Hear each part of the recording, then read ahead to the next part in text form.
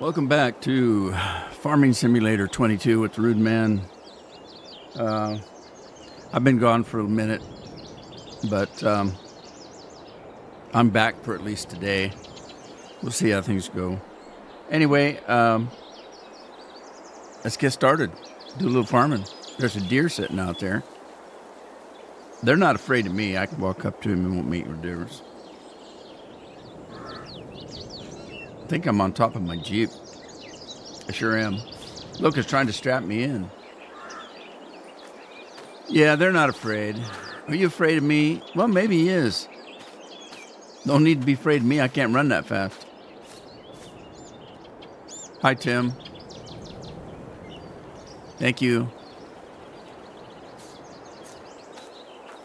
I got to figure out what I was doing. Oh. I never did check to see if they fixed that mod.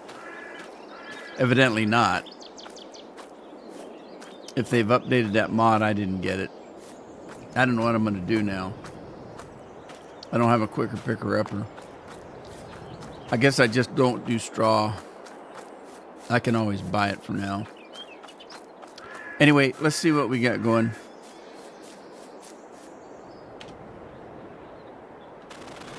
Put speed boots on. Okay, so we were doing soybeans.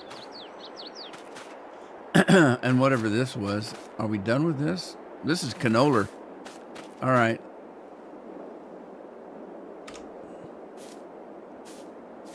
Let's look at finishing up this canola.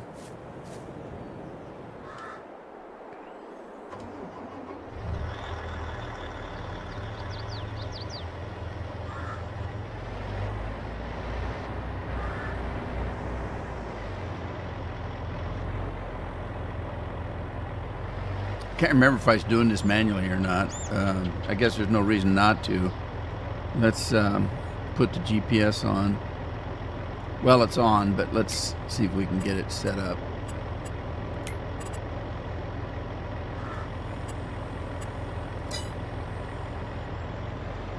Yeah, that's not right. Dang it. I don't know what's wrong with this GPS mod. Well, I don't think it's a mod. I don't know what it is for sure. Let's see if we can do an auto width here and see what that does. You see, it's way too far. All right.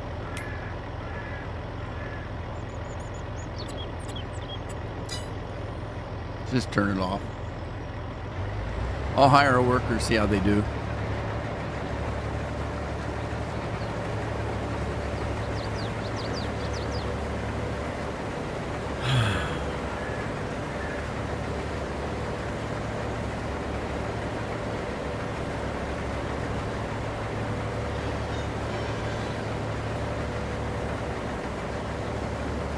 Alarm's going off already.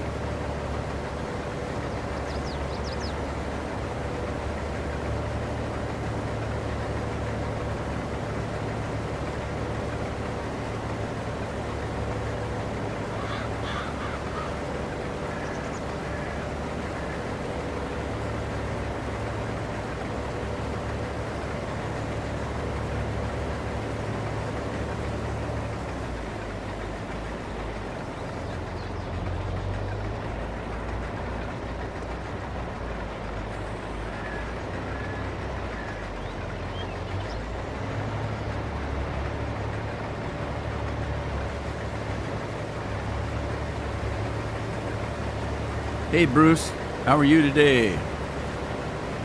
Good afternoon to you. I hope you're doing well today.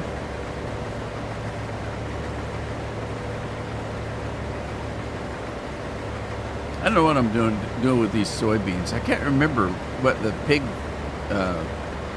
feed factory takes. I don't think it's soy. I think it's grain and potatoes and sugar beets. Which reminds me, I'm going to have to seed some of those. I guess I could let this guy go and see about where I'm going to do that. Back to the speed boots, I guess. Oh, I'm stuck on a tree. What do we got here? Okay, that was cotton. Yeah, we got to do some plowing. I got to get the plow. Get it moving. There it is. All right, let's slow these boots down again.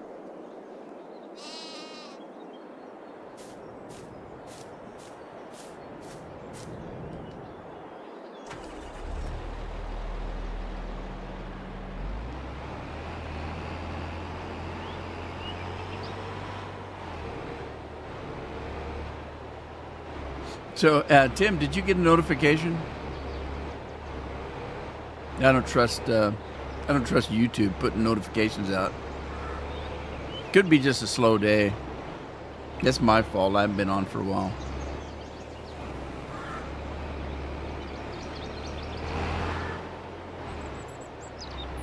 Well, I'm going to do that little field first, I guess. So let's get the plow all ready to go. I love this plow. It's pretty good size. Works well. I like the sounds on it. All the clinking and clanking just sounds realistic. You can almost hear the hydraulics. Get through this ditch here.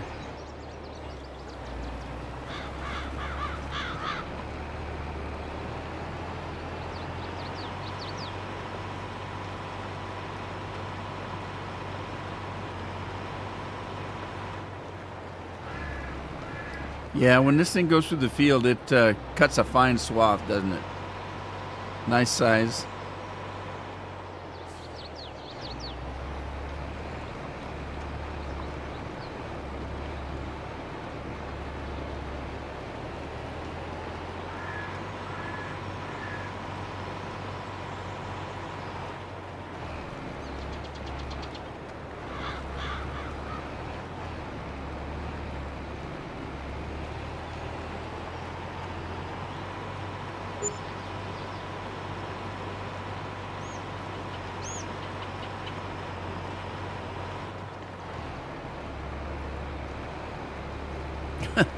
Couple of turns and this field's done.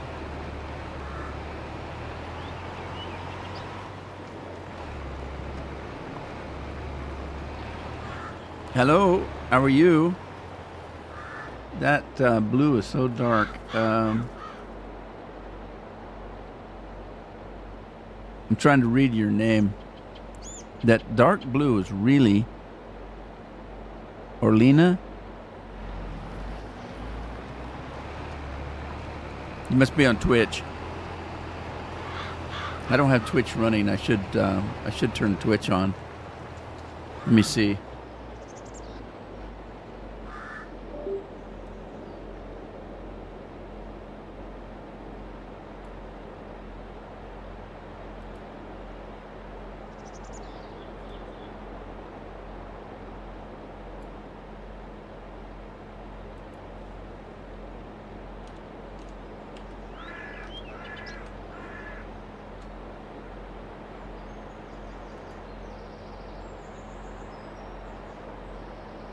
There we go.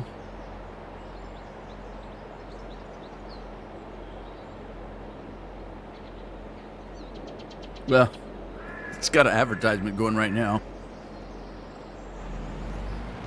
Hi, Lori.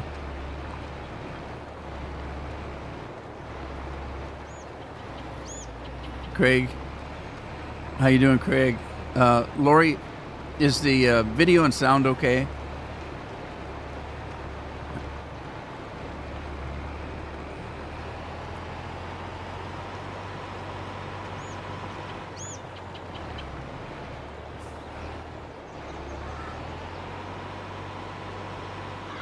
I don't know why this field has rocks in it, because I've had the rocks turned off from the time I started this map.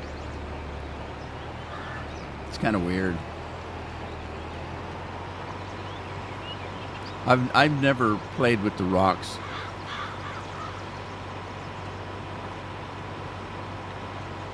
Lori says everything's okay. Well, you should have been here 15, 20 minutes ago. I look like hell. Um,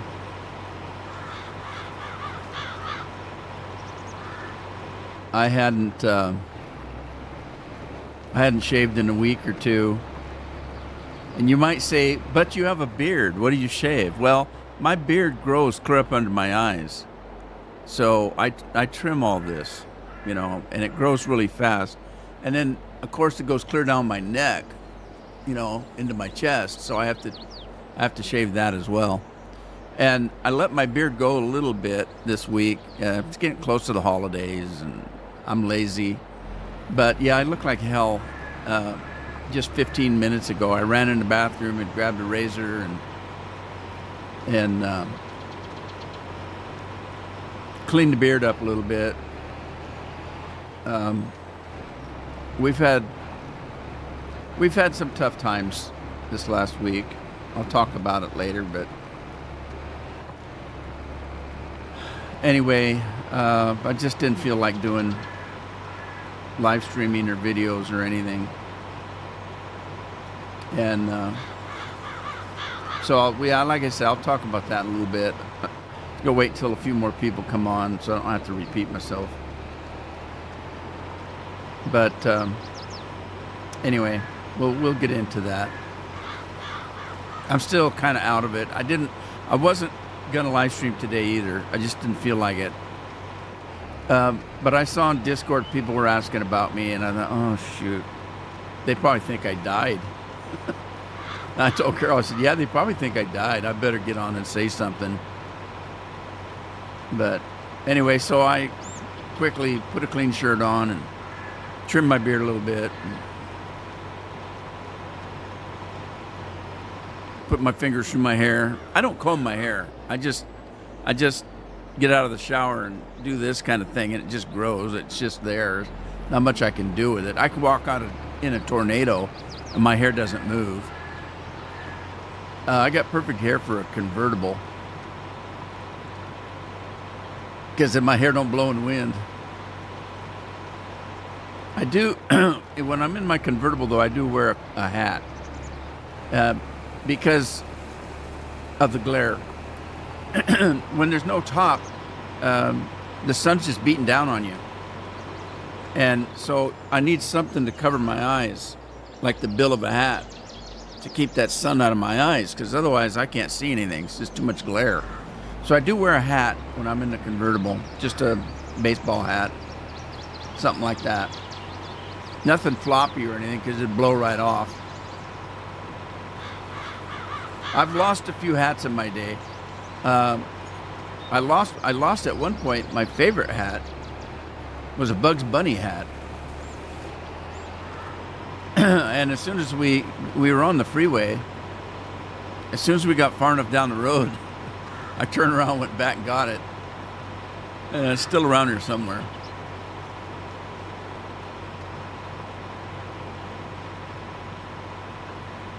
We were in the gorge where it's really windy, and a side wind came up, just took my hat right off.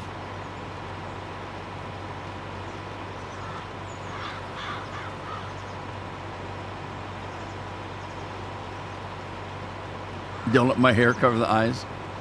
Yeah. Get my Superman curls. Superman, I got it over Superman. Superman's got one little curl right here. My whole hair's like that. My whole head's one big curl.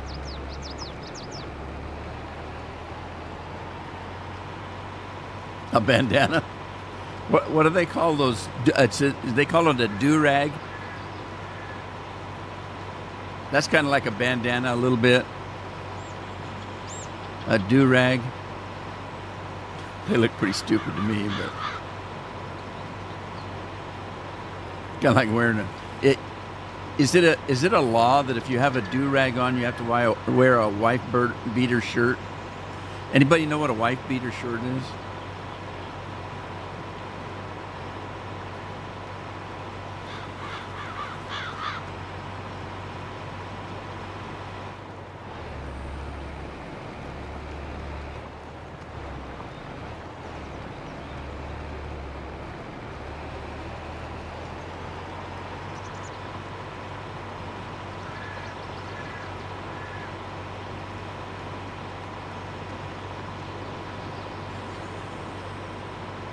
I cut off stalking.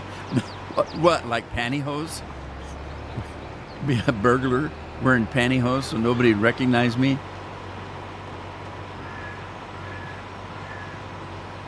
Hey, I've seen a lady's leg look just like your face. What? Some woman wearing pantyhose look just like me.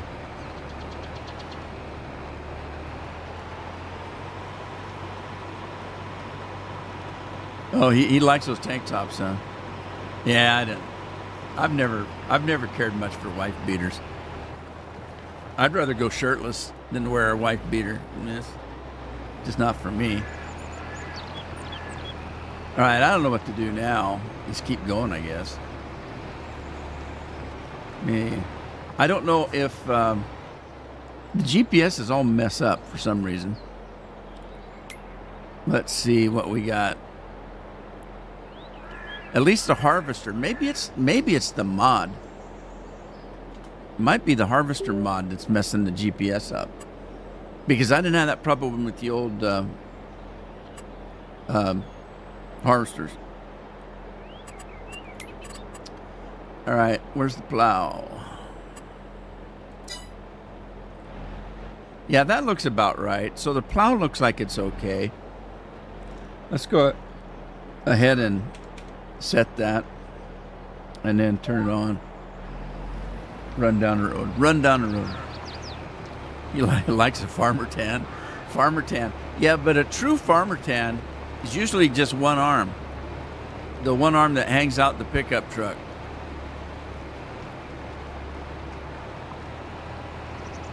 Uh-oh, I hit a tree.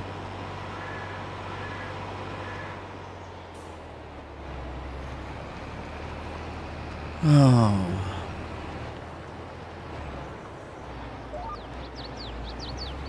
The old farmer's tan. It's the old farmer's tan that makes me this way. We got a little sunshine again today. I already had a Mountain Dew going because I had chili for lunch and it was very hot, so spicy hot. So I grabbed me a Mountain Dew early. Then I thought, that's okay. If I have to, I got nothing to live for. I'll drink a second one.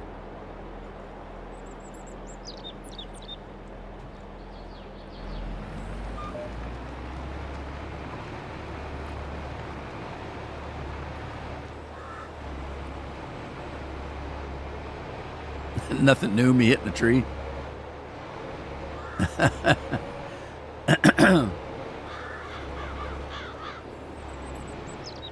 Well, it depends on the farmer. It depends on the farmer. I worked on farms where I was the farmhand. The farmer didn't do a lot of work. The farmer drove around and kept everybody working, kept the machines going, stuff like that. So he spent more time in the pickup than anything else. And so that one arm hanging out the pickup truck, that's the one that got burned. And you know, just the part that isn't covered by a sleeve, unless you were wearing a wife beater. But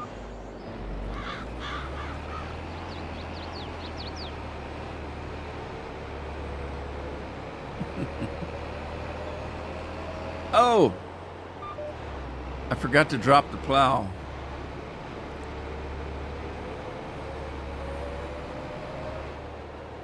Yeah.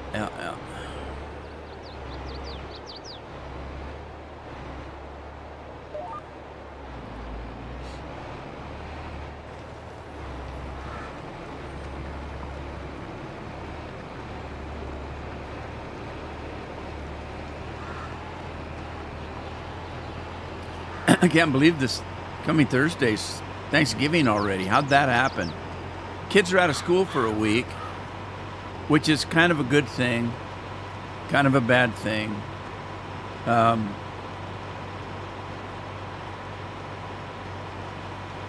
There was some sad things happened this last week. Everybody's down. Like I said, I didn't feel like doing anything, and it's coming into the holidays. It's gonna be hard. We'll just have to buckle up and get through it.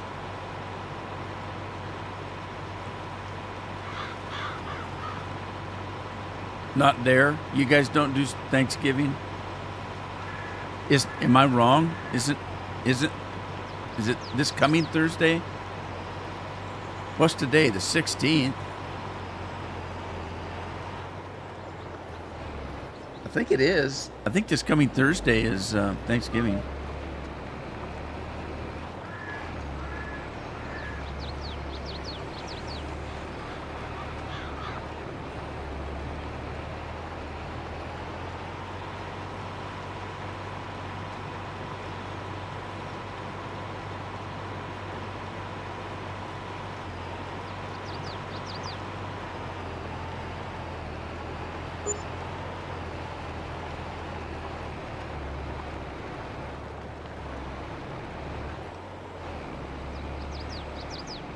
Uh-oh, missed a spot. I must have picked up the plow too quick. There we go. I wonder if the soybeans... No, it wasn't soybeans. I wonder if the canola's done.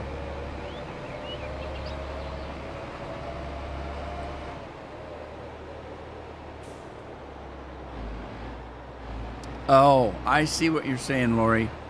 Yeah, our kids aren't out. They're not out this week. They're Friday's their last day, and then they're gone for a week, a whole week for Thanksgiving. I see what you're saying. When you said not here, you meant the school kids out of school. I got so much going through my mind that I can't keep up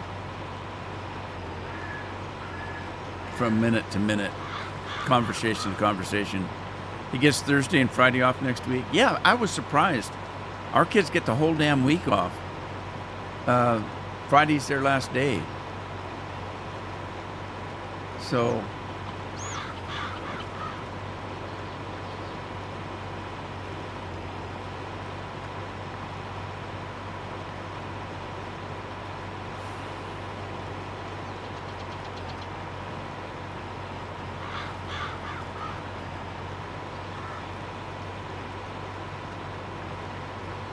hi, Andy.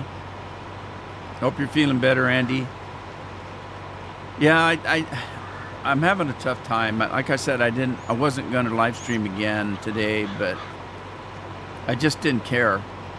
I just couldn't bring myself to do it.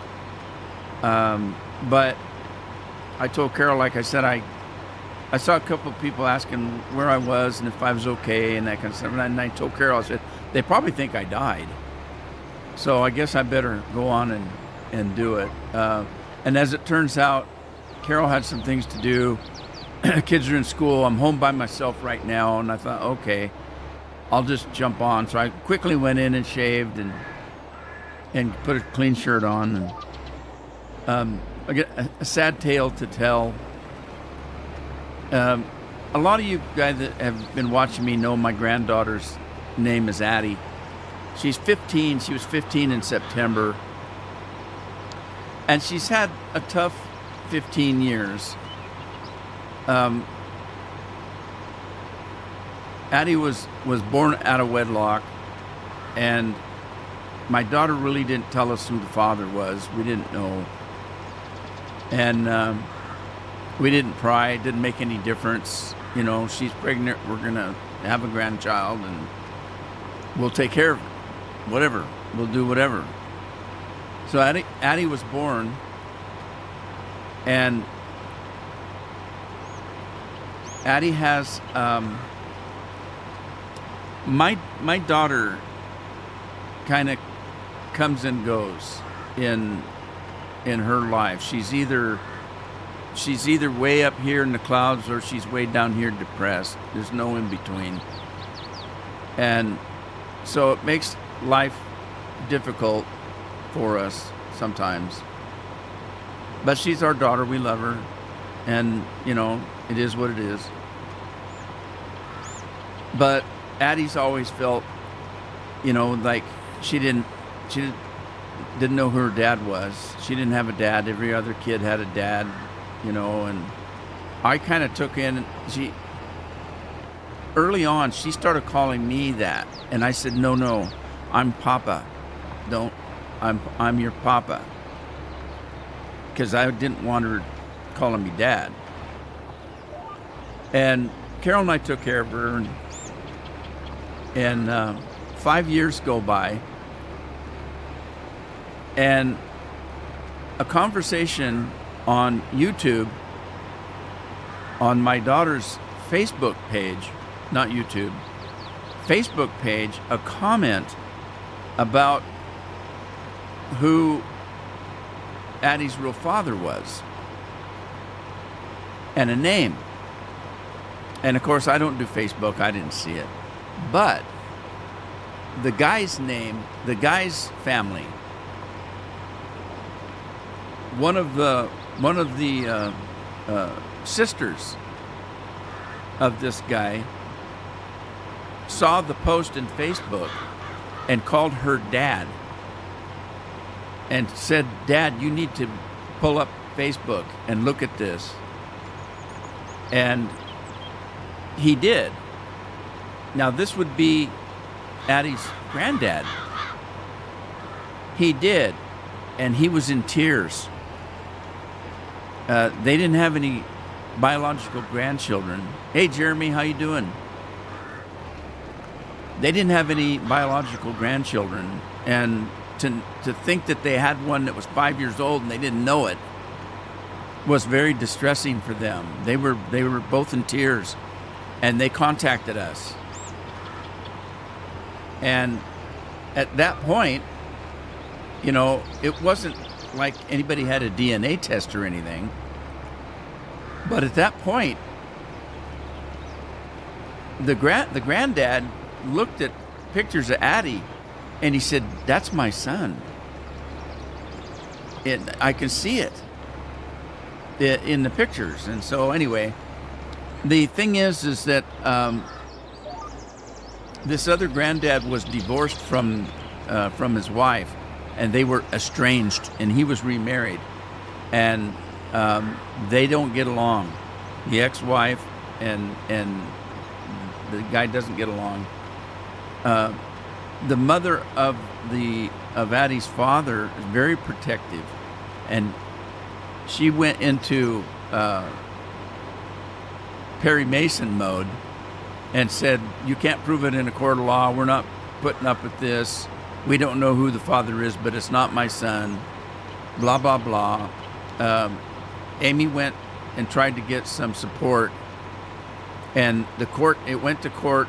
They refused to show up. So the court said, that's her dad. If he doesn't even want to show up to do a DNA, he refused DNA tests, and just wouldn't have anything to do with it. And it was mostly his mother that was doing this. So the court said, no, he's, because he wouldn't give us a DNA and he refuses to go to court, we're just going to say that's the dad. We're going to take my daughter's word for it. And they saw pictures of Addie, and she looked like him, and so they went with that. The kid quit working. So years go by. Addie's now 8 years old, maybe 9, and they talked this kid into spending some time with her. Just to, I don't know. Addie kept asking what her dad was like. So he gave Addie an afternoon, and they went to the park, and they did, like father-daughter stuff. He still wouldn't admit that that was his daughter, but they did spend some time together. And that was it. He refused to work because he didn't want to pay child support. The jobs that he did get were cash money, so we couldn't get anything, and just refused to do his duty.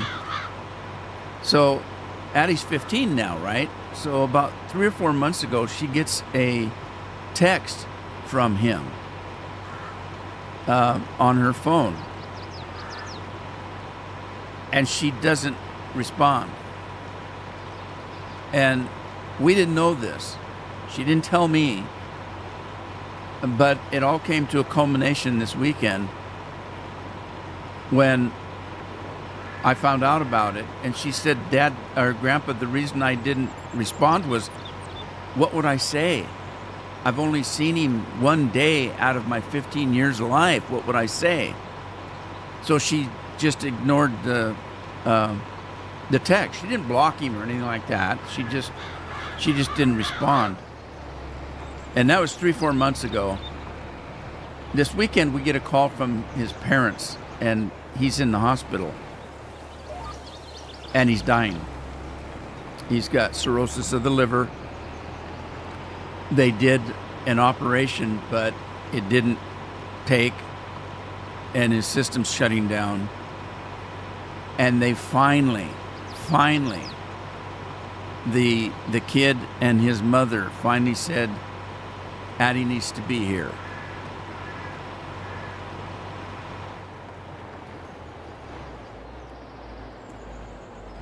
So we got Addie this was in Portland. It's 100 miles from here. We got Addie in the car, took her to the hospital. And I think that was Friday. And then she got to spend Saturday at the hospital. He was aware. There were a lot of times that he wasn't awake, but he was aware she was there. He had his eyes open. There's pictures we've got that they're holding hands. His dad, he asked his dad if what to do, because they said Addie's coming.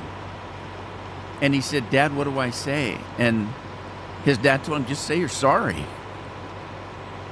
What else can be said? So they spent Saturday together, and then Sunday I think it was Sunday he passed.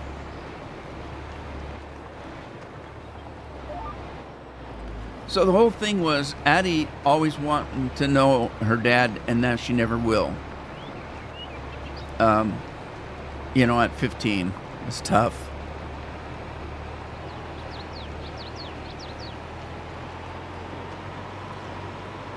Now she did, in the 15 years that she's been here, after the family found out about her, I told you that the other grandfather, they did spend time with Addie. They took her to places. They would come and get her once in a while, and that went on for maybe a year, and then one day we just never heard from him again, and now, so it's been 3-4 years, maybe 4 or 5 years. It was about the time that he met. So she was 9. It would have been about 6 years ago. 6 years ago, they stopped contacting Addie. And they're a big family, and they're a close family. And so, in a way, it's going to turn out, okay. It's because the kid's mother that was against it all has finally admitted that yes, that's probably her granddaughter. Of course, now that she has nothing, her son is gone. All she's got left is his granddaughter that she refused to admit. But in the hospital, she said to Addie that she was sorry for the ways that she acted and treated her over the years, or didn't treat her, ignored her, and said that she's doing, while he was still alive, they did DNA swabs, and they're going to verify it for sure, so that if there are any benefits from him, they would benefit Addie.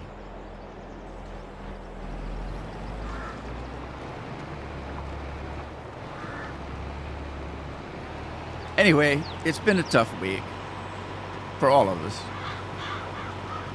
And I just didn't feel like recording or live streaming, even today, but I'm glad I did. I feel a little better getting it off my chest. Addie's back in school now. She spent Monday with the family. She's back in school. They're going to come pick her up, I think, this afternoon and take her back with them for the weekend. There was a birthday in the family. They wanted to have some fun time along with the sad time, and they want Addie to bond with her family again, and for her to spend some time with her new grandma that she'd never met, that finally admitted. And then they're planning a big trip to Disneyland for this spring, and they've invited her to go with them. So they want her back in their life. So it'll be good for her. She's big on family. And so she's leaving this weekend, and she might spend a little bit into next week with them, and that's fine. She needs that. But it's been hard, just tough.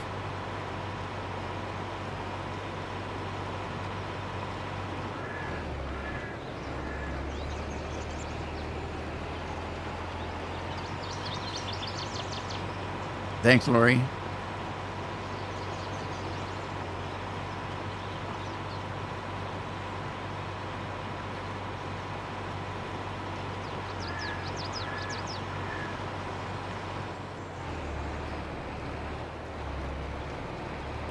Yeah, it's been really hard on me because, and Carol, but I can't feel what Carol's feeling. I know how I feel. From the day she was born, I knew she was going to have a tough time. And I wanted to give her everything I could of me. But, I'm 7 years old. I'm not going to be around forever. And I wanted her to have somewhat of a decent life while I was still able to, and while I was still around. So I've tried my whole time, with Adeline, to be there for her in everything.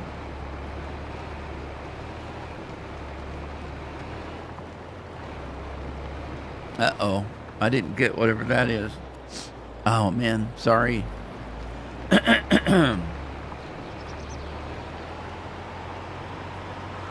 I don't want to plow up my canola.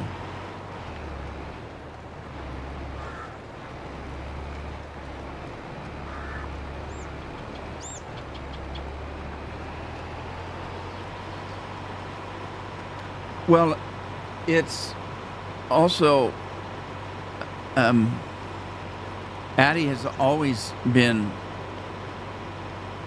had feelings of abandonment.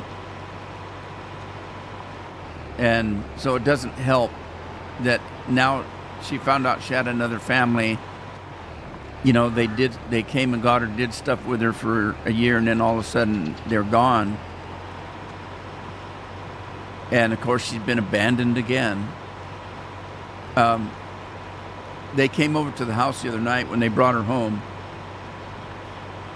The grandmother and grandfather, the new. And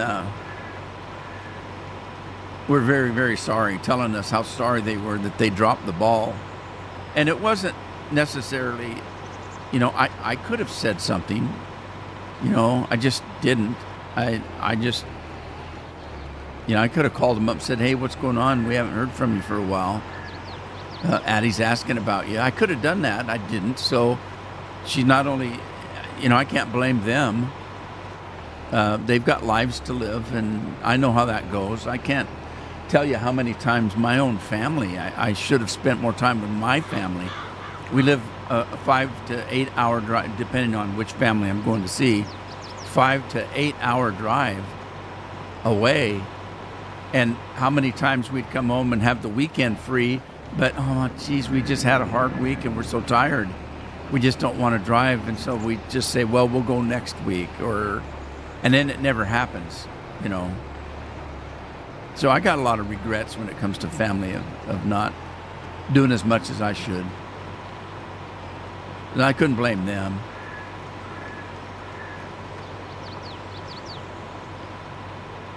Yeah, hopefully it does. Generally, it does. Things get easier.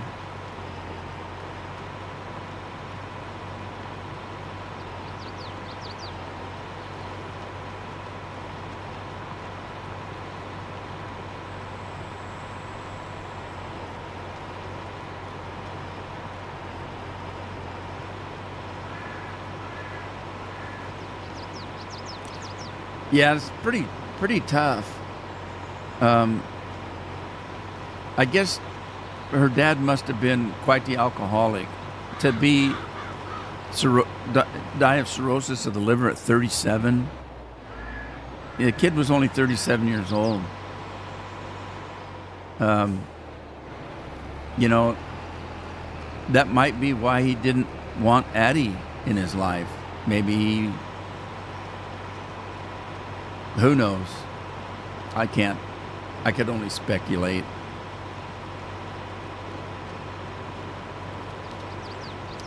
I mean, it'd be easy to think that the reason why was for unselfish reasons. He didn't want to burden her of his lifestyle. But, that's wishful thinking, speculation. I don't know what his issues were.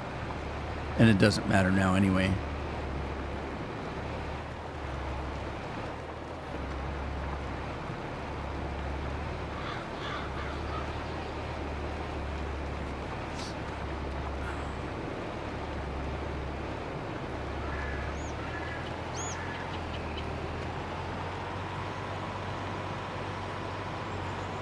Well, let's get on to some cheery stuff. You guys, cheer me up a little. What are we doing for Thanksgiving? You guys got family coming? Big dinners planned? Get my mind off this stuff before I start bawling.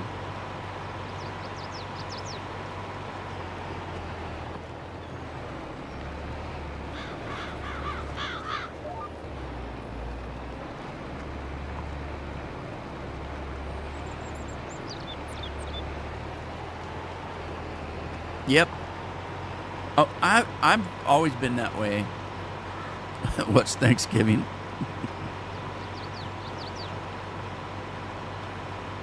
It's a bad day for turkeys.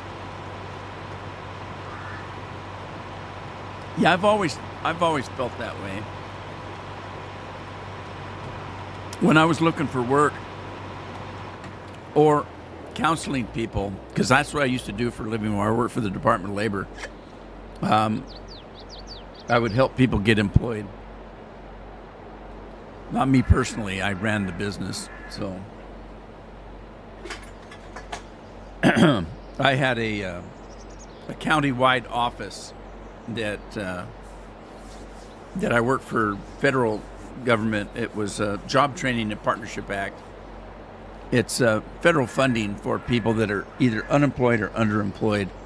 And I would get them training for a new job, get them classes to learn how to do resumes, how to learn to do interviews, schedule them interviews. We had a couple of people that went out to find jobs that were available and get people placed into them. I had a staff of about, 15 people, something like that. So I didn't, do it all myself, but it was, I was the driving force, let's say. Whenever I would counsel people on, that, I would say that my personal feelings are that if I'm out looking for work, if I don't get the position that I'm applying for, then it wasn't meant for me. It's too easy to kick yourself, and you put an application in, a resume, you go to an interview, and you don't get the job, and you feel down. You think, God, I'm a loser. I'm a failure. What did I do wrong? What did I say wrong? What could I have done? What should I have done? That doesn't do you any good to think those kinds of things. I used to tell people, I said, you just keep at it. One of these days, they would come in and say, well, I've been out looking all this week and no luck. I put some applications in, didn't get an interview. I got no prospects. I don't know what I'm going to do. And I would tell them, I said, look, believe me, one of these days you're going to come in and you're going to tell me that you have 2 or 3 likely interviews and chances for jobs, and you're going to have to make a decision on which one you want. Believe me, it's going to happen. And it almost always did. It's just that, but the whole point of it was my attitude. If I applied for a job and I didn't get it, I would tell myself, it wasn't meant to be. That wasn't my job. There's a reason why I didn't get it. Maybe it was a crappy job. Maybe the boss is an asshole. Whatever it is, it wasn't my fault. It just wasn't meant to be. If a job is offered to me, it's because I was meant to have it. And that helped me in the fact that I didn't go kicking myself by asking the questions, what did I say wrong? What did I do wrong because I didn't get the job? A majority of the time when you don't get a job, it's because they already know who they want. And they're just required to go through the hiring process. That happens an awful lot. I applied for a job as a county sheriff's deputy, and of 100 people, I had the second highest score of the testing, and I was pretty much told it doesn't matter what you score in the test because they already know who they've already know who they're going to get. They just, because it's a county job, they have to go through the hiring process. And that happens an awful lot. You can't kick yourself for that.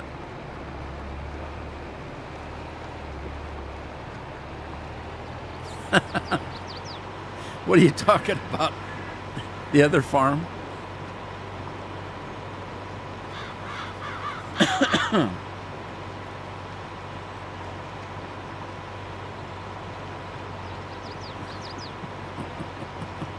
Janet was brewing triplets, you say.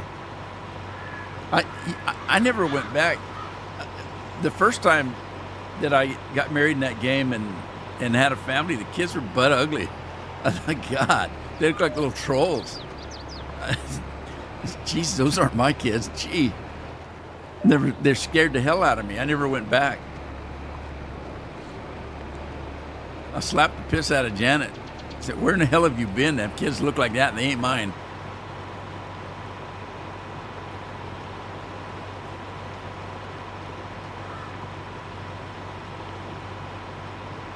Game time birds.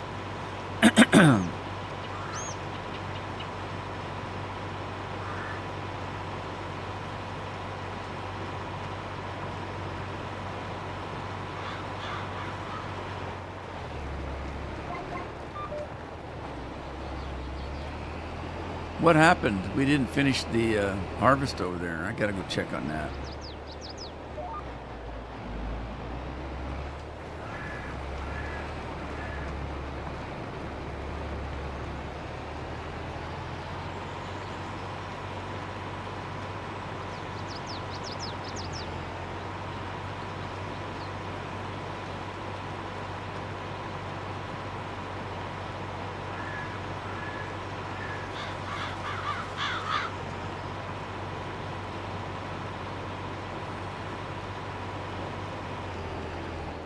All right, let me go over there and check on that.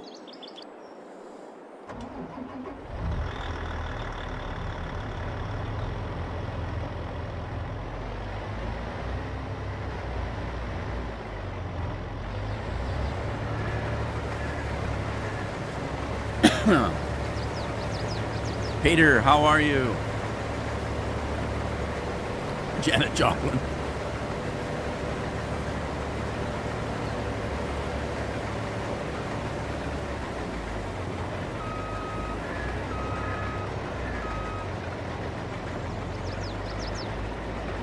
That happened a lot, Craig, and I never understood that.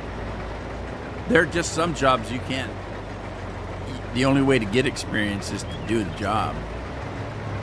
And I know from an employer's standpoint, it's money. Um, there's nothing worse on an employer's side to hire somebody that has no experience, so you're having to train them while you're paying them the wage.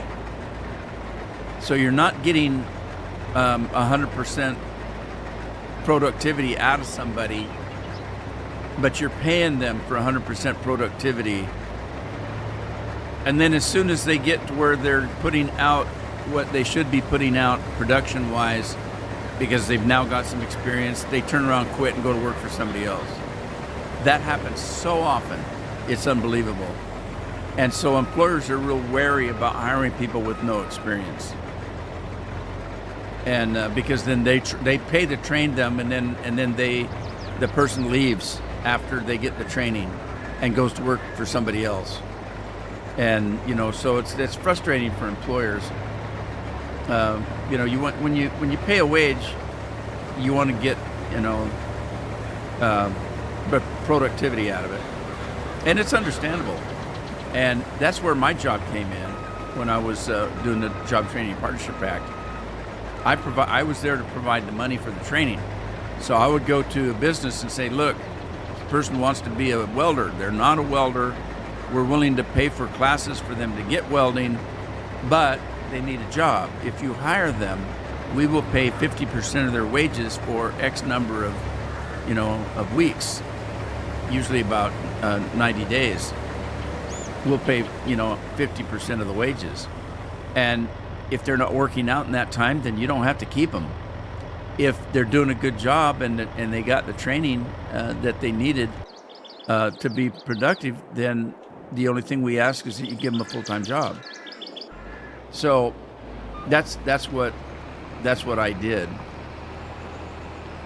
But it's understandable. It's not always the employer's fault. It's not always the employee's fault. It's a combination of both sometimes.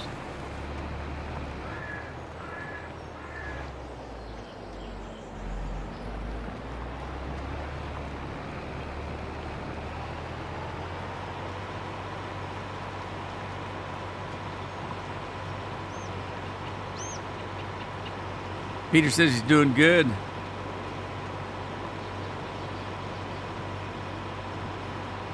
Yeah, how do kids start?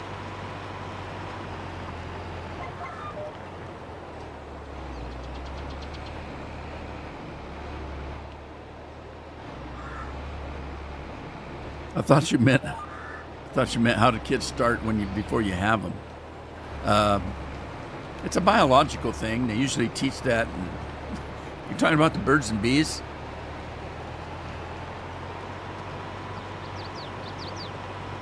I used to tell everybody I know where they came from, but I don't know how they got in there. Is this your kid? I don't know that's my kid. I know I saw where it came from, but I don't know how it got in there.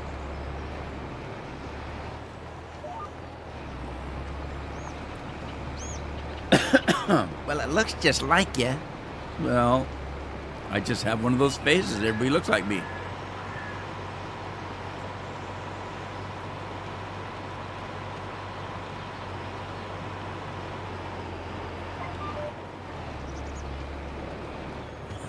You talk about school. Lori's getting embarrassed. I was talking about school.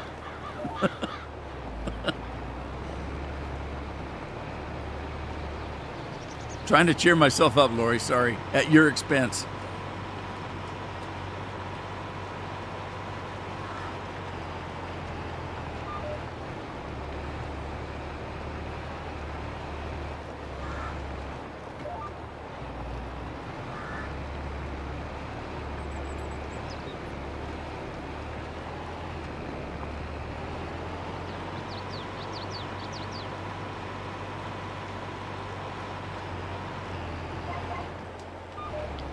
Wow, these fields that are this shaped like this are real fun to do, aren't they?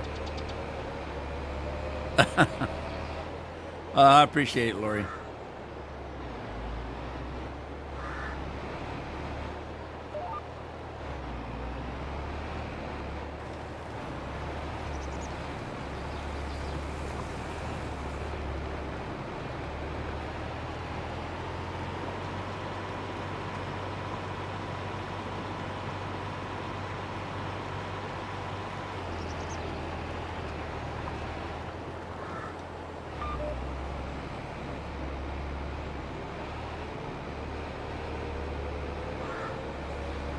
Oh boy.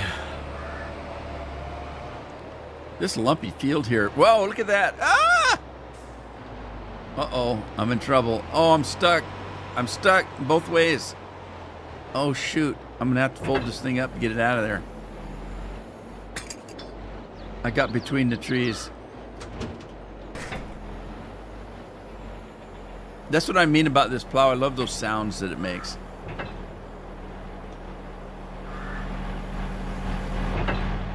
I think I'm pretty sure you can actually hear the hydraulic sounds too. All right, I'll be quiet. Let's see. Wait a minute. Wait a minute. Maybe I better get out here a little ways. Here we go.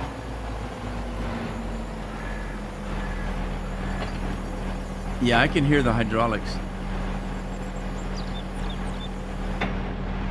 Yep. You can hear them.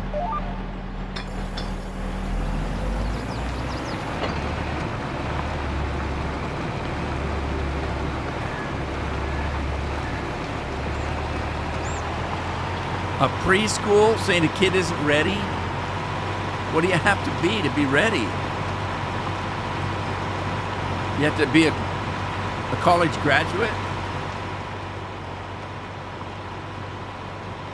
We didn't have preschools when I was a kid. We just had first grade. You just went into first grade at 6 years old. Now not me. I didn't start first grade till I was 7. And because I had my heart surgery when I was 6, and I was in the hospital for a year, in and out, and I couldn't start school.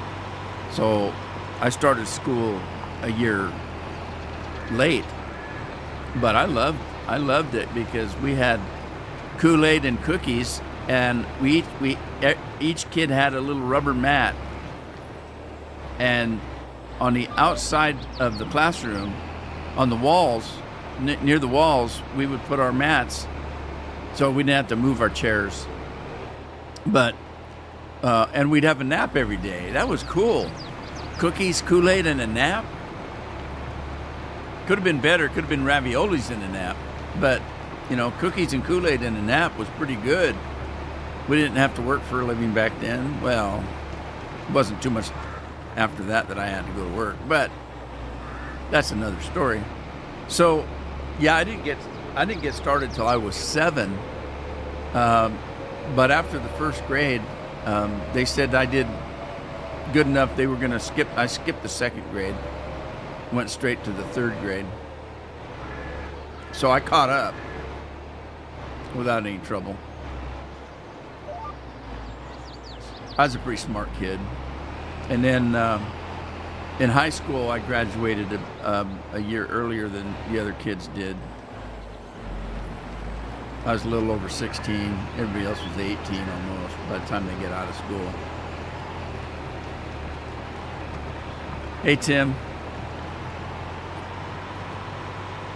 Tim was in earlier. He's back again. How you doing, Tim? Tim was the first one in today. Jared. So, for those of you that don't know, J-Red is Jared. You're in high school now, aren't you, Jared? What grade you in? Oh, yeah.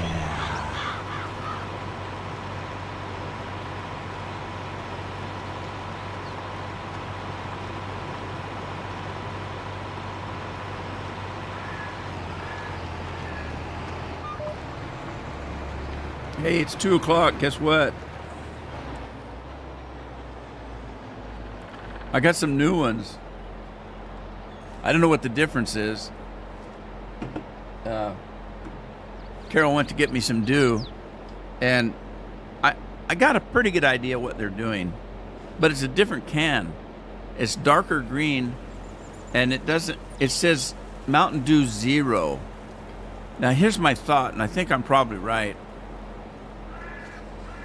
Remember back in the day where they had breakfast cereals for kids, and everybody knew it was solid sugar, and they had one called Sugar Pops, and had the little guy Can't get enough of them sugar crisp or whatever they were. Sugar crisp, sugar pops, whatever. And then they changed the name. They took the word sugar out because they found out that sugar wasn't as good as everybody thought it was for you.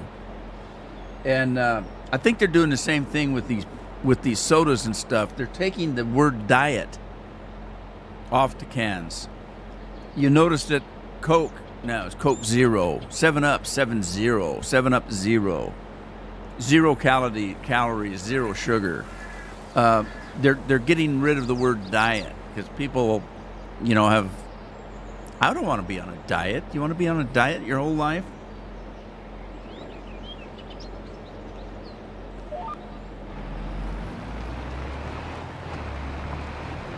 I never use the word diet. When people say, what diet are you on? You're diabetic. What diet are you on to keep your blood sugars good? I'm not on a diet. I eat whatever in the hell I want. And I tell my doctors, too, how you doing on your diet? And I look at him, I said, I've been coming to you for 26 years. You know I don't do diets. Oh, I know. I'm just used to asking questions, to everybody. I eat whatever in the hell I want. If it's got sugar in it, I won't eat it if my blood sugars are high. And even if my blood sugars are low, I wouldn't eat a piece of pie as big as the piece of pie I would eat before I was diabetic. So I don't go on a diet. I just watch what I eat. I watch it leave my plate. And I'm just careful. I don't eat as much as I used to. I don't eat anything that's got the least bit of sugar in it, unless my blood sugars are low. If my blood sugars are high, I'll eat something different, Maybe I'll get on the treadmill for a half hour before I eat or after I eat. So I control it that way, but to me, that's not a diet. If I say I'm on a diet, then I'm stuck to that for the rest of my damn life. And I don't want that. Oh, I can't eat that. Oh, I can't eat that. Oh, that's not on my diet. Bullshit. If I like it, bring it over. I'm going to eat it. I just might not eat a whole bunch. I might not live enough to regret it. So I think they're taking the word diet off of things, which made me forget what I was doing. Come on. Ah, man, that's a tough one. Yeah, even the top of the can is different. I don't know if you can see it. See the tab? The tab is black. It's really contrasts with the silver of the can. And the green is almost it's so dark green, it's almost black in color. Almost.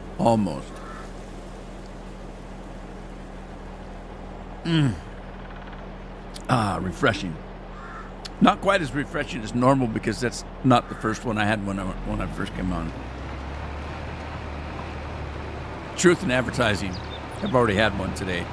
I'm going to be in trouble. Carol's going to be mad. You're going to die. Tell me something I don't know. I might as well die of drinking Dr. Pepper as anything else, right?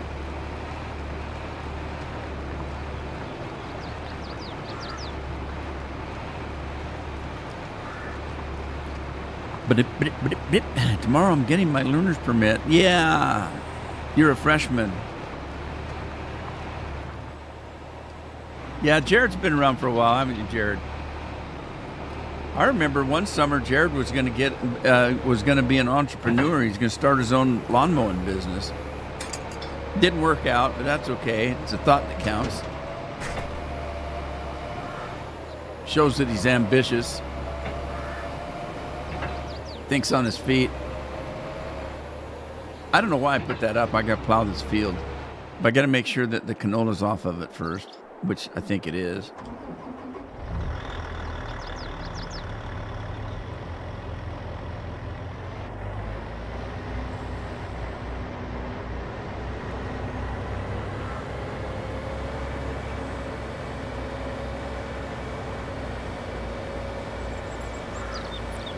No scorpion today, I guess, eh?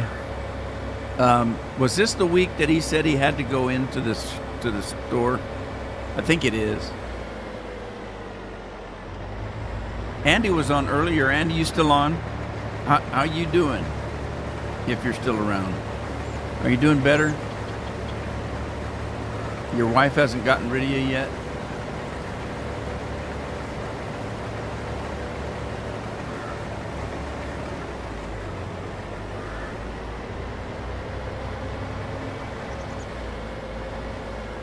You're waiting on a shop to be built. You have to have a shop to get a license? Wow, that state must be strict.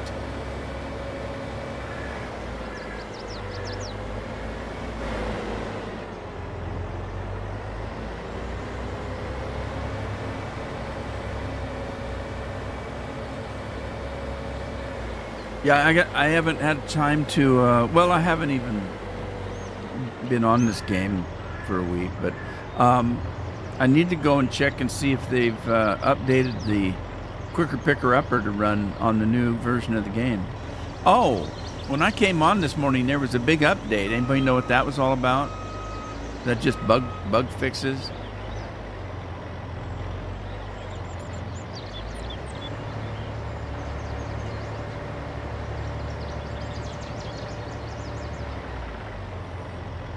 Your truck's restoration, huh? You got a Frankenstein mobile? I had one. It's a Mercury Monterey, and it had pieces on it from every Ford Mercury you could find in the county. At one point, I had the muffler tied up with baling wire. This is my first car. $200. Got me to work. That's all I needed. I don't think there's...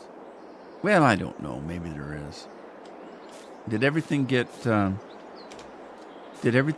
harvested? Oh, well, except for the grass. Yeah, that's done. That's not mine. That's done. Okay, I guess so. I need to buy some more property, but I'm not going to do it today. I got too much work to do. I need to plant some beets and potatoes. So, where's my plant? Where's my cedar? Oh! I didn't lime. I needed to lime before I plowed. Darn it. Where's the lime police? They're supposed to tell me those things. Okay, these are seeds. Let's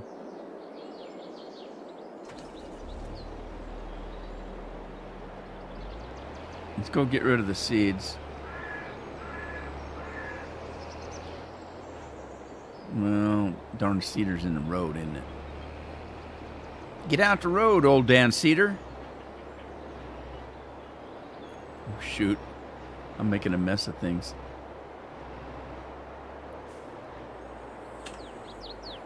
Did that empty it? No, there's 1% left. Why is that? There it is. 1%.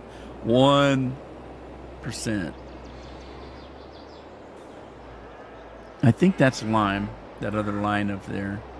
What is that over there? Is that seed or lime? That's lime. Let's grab those first.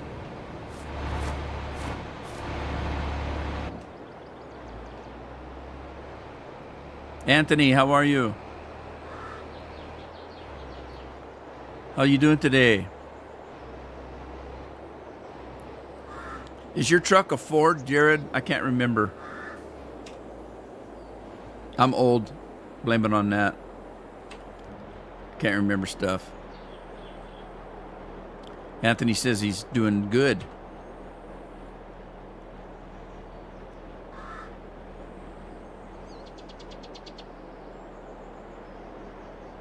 He's doing well. Wishing you well. There was a book I read. It was a very good book.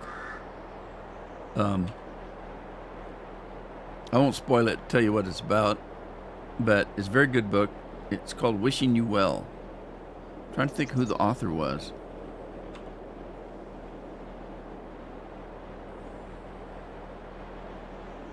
I can't recall. It's an author that I used to read quite a bit of, but it might have been John Grisham. It might have been. I'll have to look it up.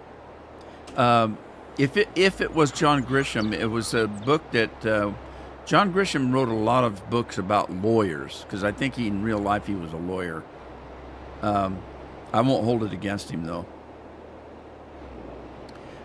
If it was John Grisham, and the only reason I was thinking John Grisham is because the book Wishing You Well had nothing to do with courts and lawyers and stuff like that, and it surprised me. Whoever the author was, it wasn't something they wrote normally about. It's a very sensitive, tearjerker type book. Very well done. It's good enough I taught my wife into reading it, and she generally doesn't read the kind of stuff I read. But I don't always read the same thing. I do read a lot of science fiction, a lot of fantasy. But not always.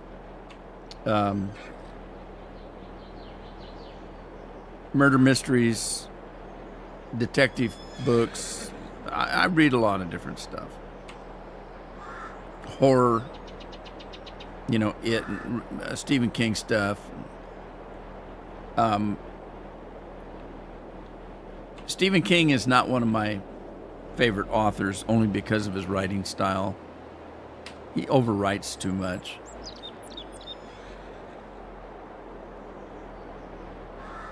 It's like acting.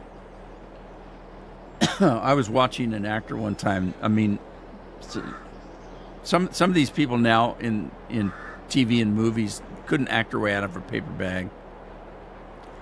That doesn't mean that they're not enjoyable to watch. It's just that they're not real good actors.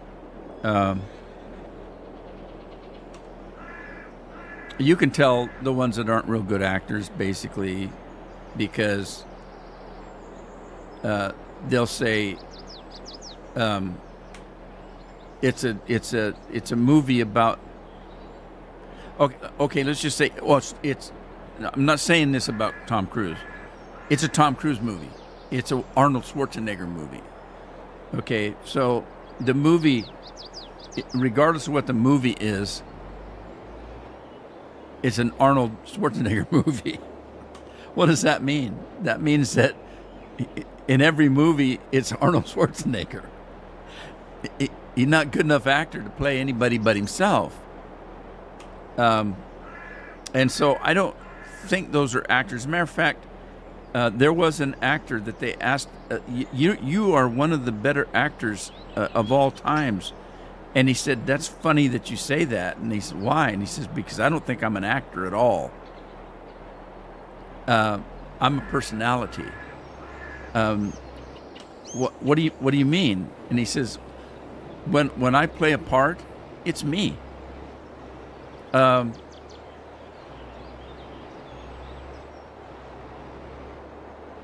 Reynolds is like that. Whenever you see a Ryan Reynolds movie, it's Ryan Reynolds. It's just a movie about him. So this one actor, they were asking him, you're one of the better actors of all times, blah, blah, blah. And he said, it's funny that you said that because I don't consider myself an actor at all. I consider myself a personality. Christopher Walken will tell you that. They'll ask Christopher Walken about, and he says, I just do me. He said, I don't act. I just do me. There was an actor that said, well, how do you tell a good actor? And he says, you'll tell a good actor when you don't catch them acting. If you can't tell they're acting, then they're good. Don't get caught acting. If you want to be an actor, don't get caught acting.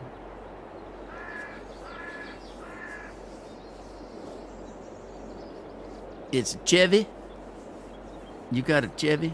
I think we talked about that because I mentioned I had a GMC. Who's back from the dead? I missed something just before Anthony.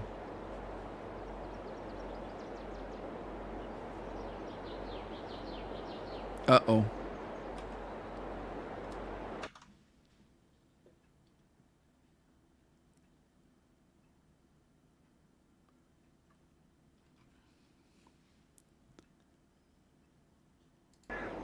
Random Viking says he's back from the dead. What do you mean? You can't just come in and say something like that. You have to explain it. You got some splaining to do.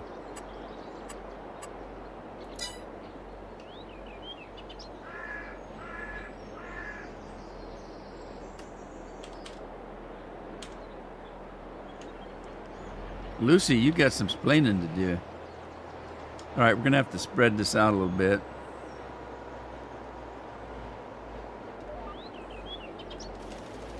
Okay, here we go.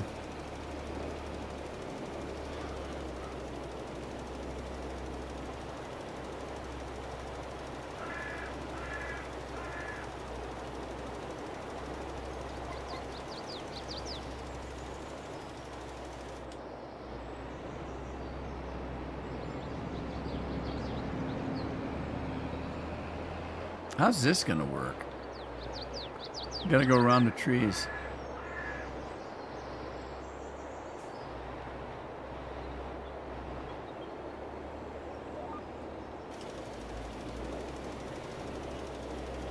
I missed what Lori said. Something about somebody in the house visits the school.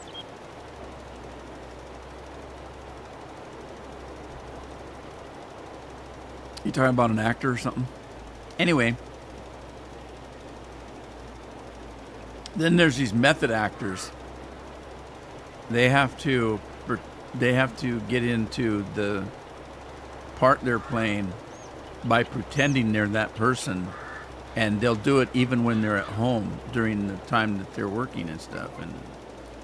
And some method actors that went too far. Nicolas Cage. He had to play a part where he lost a tooth. So he went into the dentist and had his tooth pulled without anesthesia so he could find out how bad it hurt. Actually had his tooth pulled so he could act a part where he had his tooth taken out, where he lost a tooth. That's pretty stupid. So there was an actor, a famous actor, Laurence Olivier, I think it was, that was in a movie with somebody that was also a method actor. And this person had to get into his part and stay in it so he could act the part of the person. And so he's acting like the person even when he's off, on his own time. And Olivier said, wouldn't it be a lot easier just to act?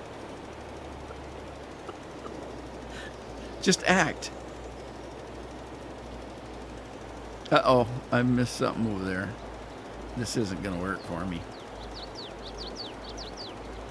There was a guy that had to play a part where he was drowning. Somebody was drowning him in a bathtub or drowning him someplace. So he got in the bathtub and tried to drown himself just to see what it'd feel like, and almost did. Somebody came in last minute and pulled him out. Pretty stupid. Pretty dumb. Method actors. Did Andy come back in and I missed him? I keep missing Andy. Brutal. Yeah, some of these guys are just crazy.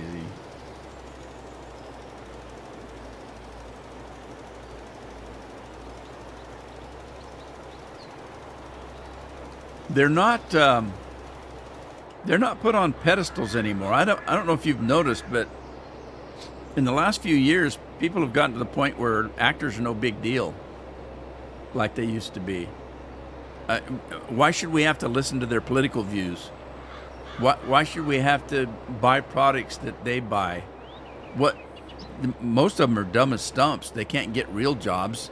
They have to pretend to be something they're not for a living because they can't make it in the real world doing a real job. So why should we listen to how they vote or or what deodorant they use. If they use deodorant at all. They're actors. Who knows if they really use that deodorant? They're probably just acting like they do. So, in the old days, go back, watch movies from the 1920s and 30s, 50s and 60s. These actors belonged to, they got contracts from the studios to make movies. So they would hire an actor and say, we're Fox movie studios. We're going to hire you for 5 pictures. You're going to be on contract with us for 5 movie. We don't even know what movies these are yet. But we're going to contract you to do 5 movies for us. And this is what we're going to pay you for that contract. And you can't do work for anybody else in this time. So you're a contract. That's how you got work. You had contracts. But that meant that you had to do everything the studio told you to do. So the studio would tell you that you couldn't go out doing these wild parties, or, they would protect the actors because the actors were too stupid to protect themselves. So the studios controlled the actors, and they didn't get in trouble like they do nowadays. And when they did get in trouble for doing stupid things, the studios would come in and protect them and take care of it. They would get publicity, propaganda stuff to protect their actors. Well, nowadays there's the internet, and these actors are so stupid they come out and say anything they really want to say, and you get to realize how stupid they are. And they're not all shock and awe anymore. Oh my God, this person's a god, because they won an Oscar or whatever. No, I saw them on TV. They're dumb as a stump. They say stupid things. And there's nothing to stop them anymore. The studios can't stop them anymore. These stupid guys, they can say anything they want to say and not realize that they're pissing off half the people that they want to go see their movies. That old saying, it's not an old saying, it's new, but, just shut up and dance, or shut up and sing, or shut up and act. We're paying money to go see you in a movie, not to know what deodorant you use or what politician you're voting for.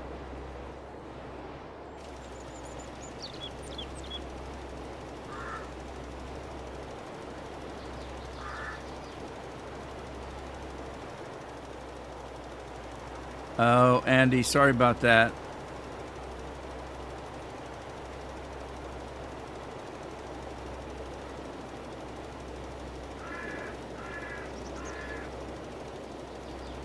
Well, I'm sorry to hear that, Andy. But now you know why I haven't been live streaming, because I've been through the same thing this weekend. I have regrets. I regret not knowing my mom, because she died when I was 6 years old, and I didn't know much about her. I was in and out of hospitals, like you've heard me say, so I really don't remember anything about my mom. And in a way, that was a good thing. I didn't miss my mom because I didn't know her. But on the other hand, I didn't know her. I didn't get a chance. So, which is worse? Hard to say.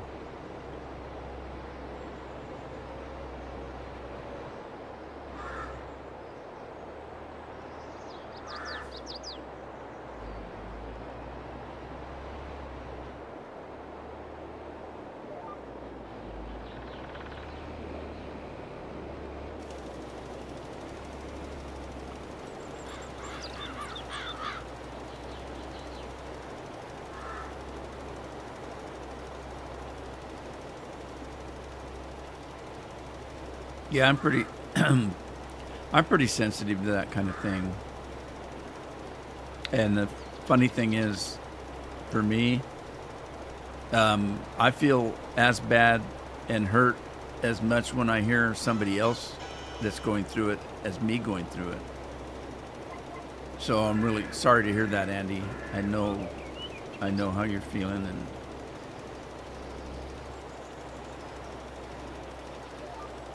yeah, I that's kind of stuff really gets to me.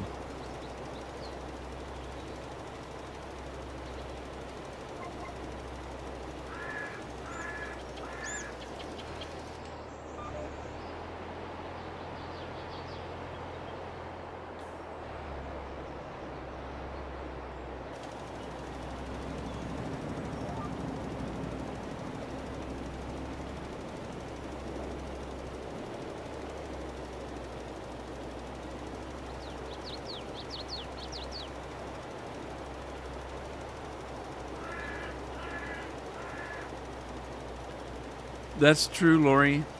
Um, my sister passed here a few months ago, and she's older than I am, was,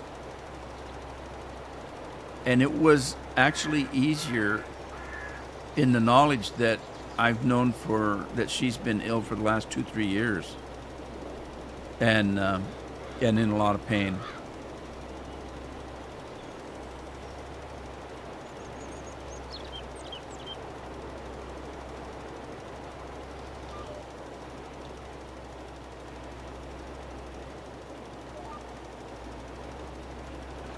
So here's something that might help people.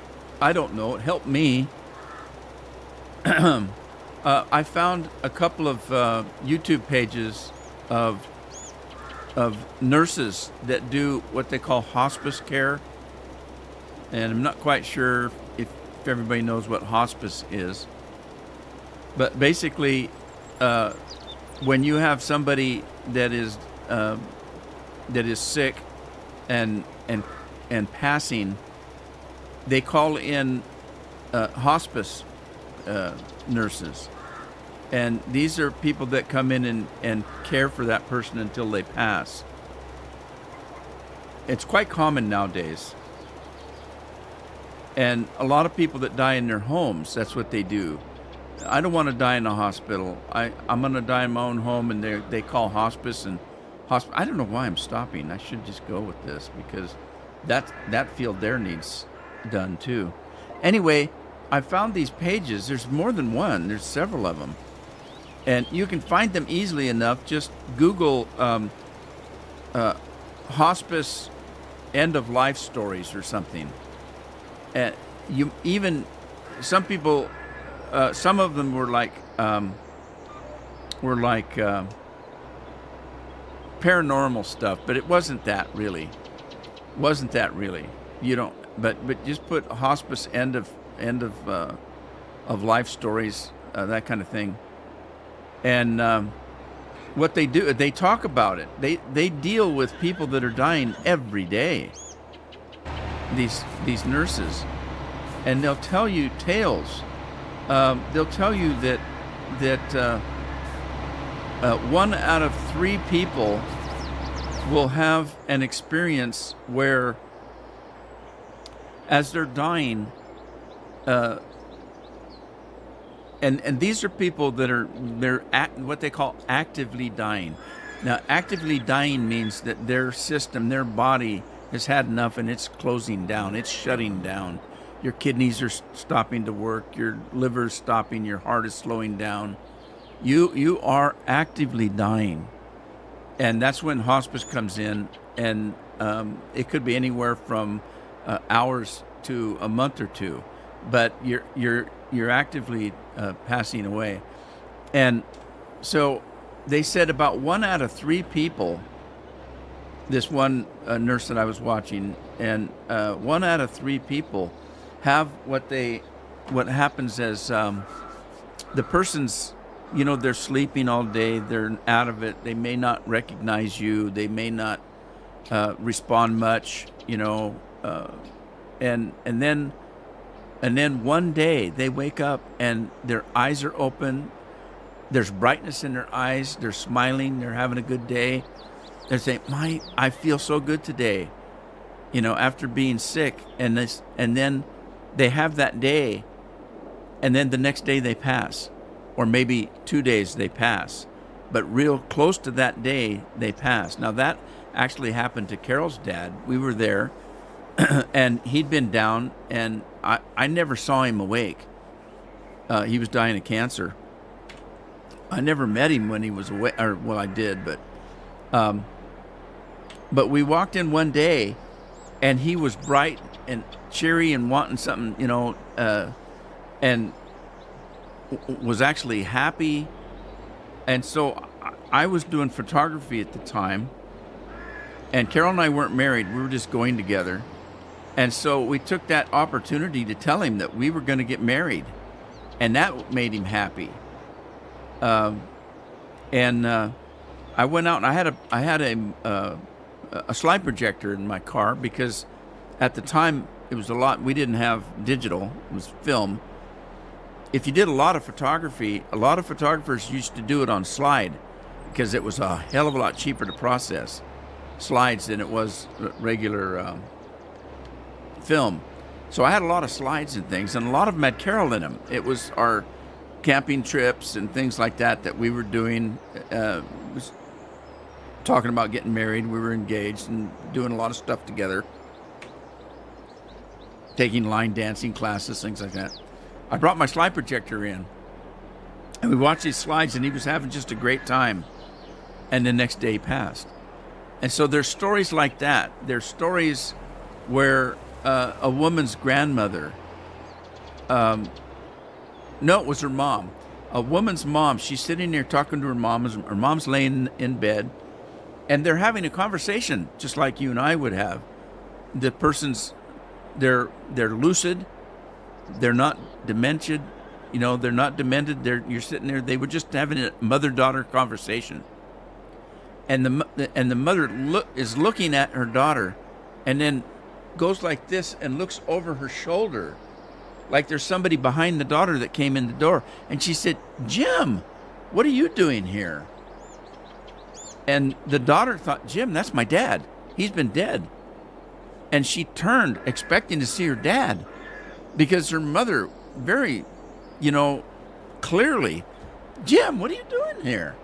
And she turned, and there was nobody there. And she turned back around, and her mom said, "So anyway, we were talking about blah, blah, blah," and went right on with the conversation.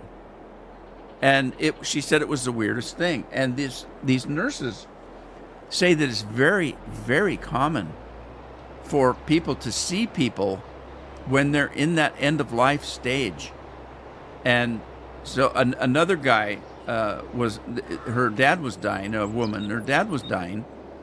And she said her dad was one of these kind of people that didn't say boo, didn't believe in UFOs, didn't believe in ghosts, didn't believe in a lot of things. I mean, he's just, just a workaday guy, didn't talk much, but very sober person.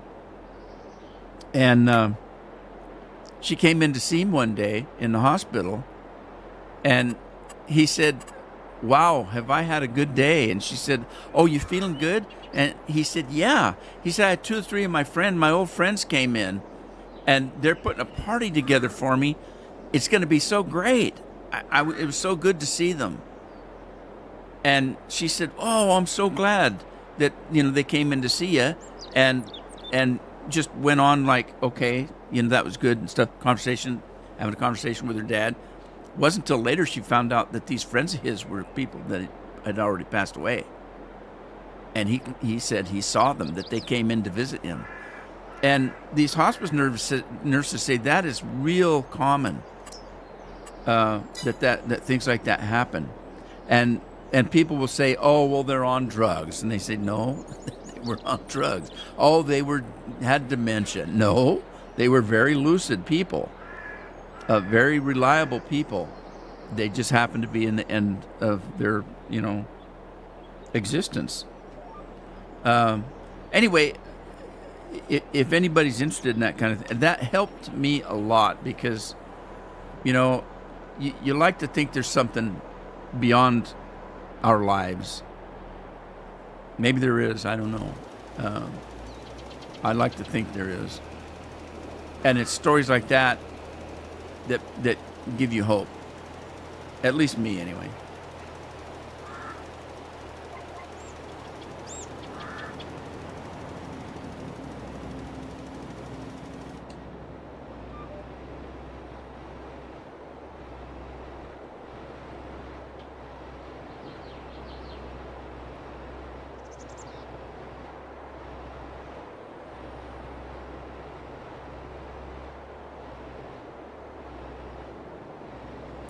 There's another thing that I learned from these hospice nurses. They, on YouTube, of course, they get a lot of people responding to what they're saying. And one of them said, you can't believe how many times, because if anybody's been around somebody that's in hospice and they're in their what they're called actively dying, they stop eating, they stop drinking, and a lot of times they are actually in pain if they've got cancer, or if they've got a terminal case of something where they're in a lot of pain. That happens. Not everybody dies in their sleep peaceably. And so the question or the comments are, how can you say that starving somebody, because you're not feeding them and you're not giving them water. And the comment is, how cruel. How can you say that's a peaceful way to die? And the nurse says, you don't understand. It is a peaceful way to die. Scientifically, you have to understand what happens in what they call, somebody that's actively dying. Their systems are given up. If you were to say, well, let's feed them, or you'd have to force feed them. Let's give them fluids. You couldn't. They can't take fluids. How are you going to do it? Well, put an IV in. And like this nurse said, you don't understand. Scientifically, this is the body's way of ending life. And if you decided you were going to try to force feed them or give them an IV, you're putting stuff in their body that their body can't handle anymore, because their body is shutting down. Their liver's not functioning. Their kidneys are stopping. Their heart is slowing down. Put an IV in them, their heart's not pumping strong enough to get that fluid in their system, and their organs aren't able to process them. You're making that by doing that, by force feeding them or forcing water on them, you are actually putting their body in distress. The body has its way of dealing with death. And so, when it happens the way it does, and they stop eating. My dad, he stopped eating, and he was a healthy eater. He just stopped eating. He didn't want anything, and he stopped drinking. And then, finally he just kind of went into I wouldn't say a coma, but he went to sleep and never woke up again. Even though it took him a couple of days for that to happen. It wasn't like he just closed his eyes and passed. He closed his eyes, didn't open them back up again, and laid there for a couple of days before he passed. That's the body's system. That's scientifically the way it happens.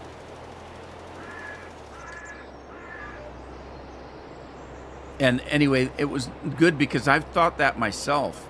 I've been around a few people that passed during hospice, and they stopped feeding and giving them water. And I thought, wow, no wonder they died. But no, that's not the case.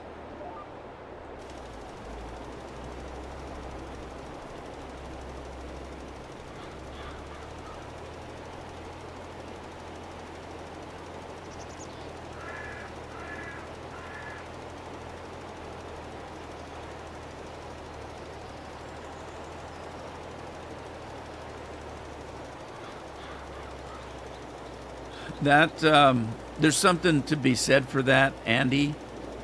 I actually have felt that way. Craig, sorry. Yeah, Craig, I've actually felt that way. I don't want to see them when I'm that way.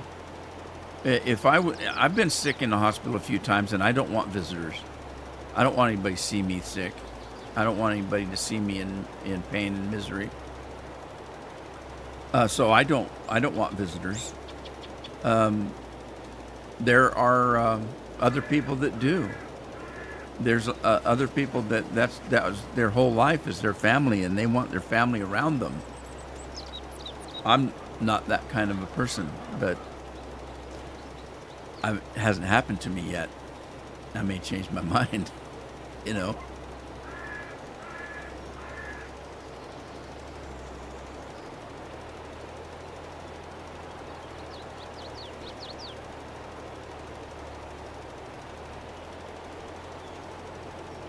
Yeah, Carol just lost her sister. Her sister's 5 years younger than she is.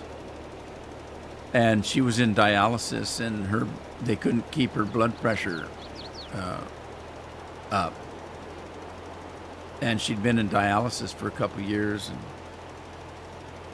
and 3 times a week.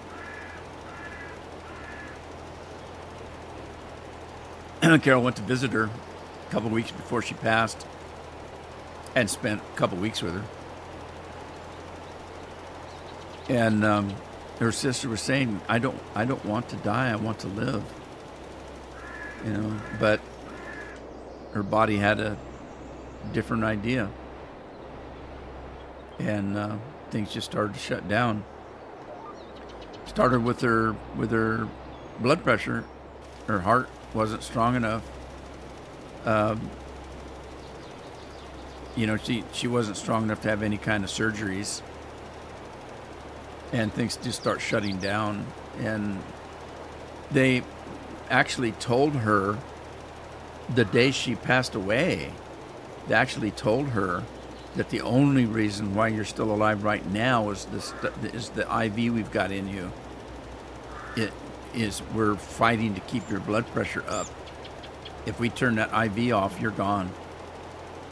And, you know, they just decided, you know, that was what had to happen.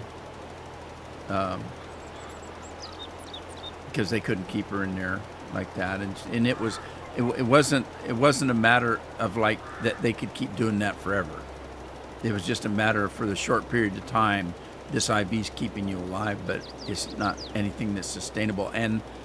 And your system, the organs in your body are giving out. It's going to happen. And that's what happened. She just passed. Hi, Dennis.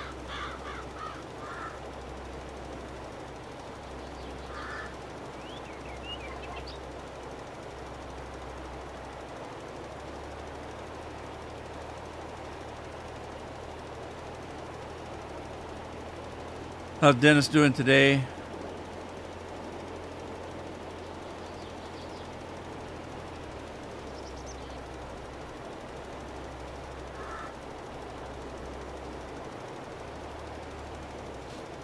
Oh, we're doing fine, Dennis. Thanks for asking.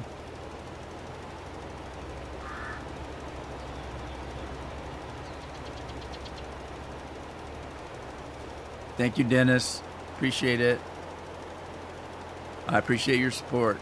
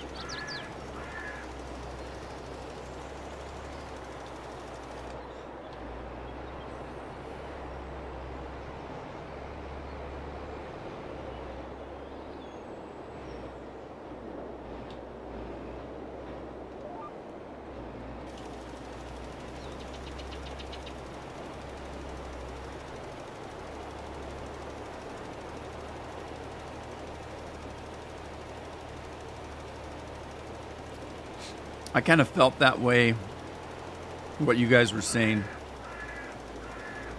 I felt that way when I find out that somebody's that I know is in the hospital dying, and I know that they live too far away for me to get there in time, that kind of thing. And I always think I wouldn't I hadn't seen them in so long that even if they were well, when I walk in, they wouldn't look like the person I knew. I would. They're suffering. They're deteriorating. They're not the person I knew, because I hadn't seen them for 20 years. They wouldn't even look like the person I knew. Some people change when they get older. If you look at pictures of me when I was young, I don't look that much different. And then look at pictures of Carol. Carol doesn't look like the same person that she was when I met her. She looks completely different. Some people change.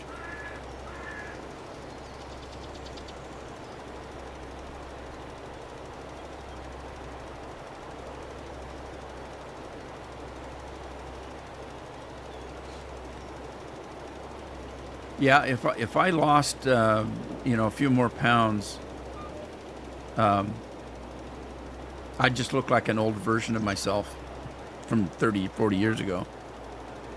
Carol, I could put 2 pictures up of her 30, 40 years ago, and you wouldn't be able to tell that was her. I mean, you could tell if you really looked at shape of her nose or, that kind of thing. But if you were just to glance, you wouldn't say, oh, that's Carol.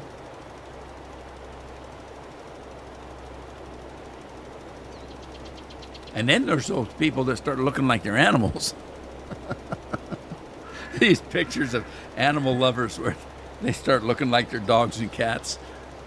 What? You look like your dog? No. They'd have some guy with a walrus-looking mustache and grumpy-looking face, and his dog is a bulldog, and he looks just like him. I've seen pictures like that of animals and their owners, and they do start looking alike. Andy, you're going to look like your parrot.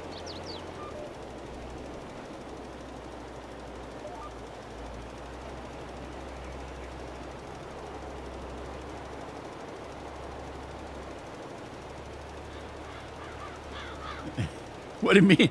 Andy, Andy says, are you cheating again? What do you mean again? You mean still? All right. I actually was working on that field over there, wasn't I? Was I working on this field? Yeah, I did start it. I can see right there. All right. Let's see what we can do here. Andy saw me filling up my lime truck. That's why he said that. I'm not. I'm just lazy. I'm too lazy to go buy it.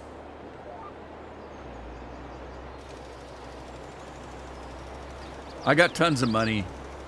I could easily buy it.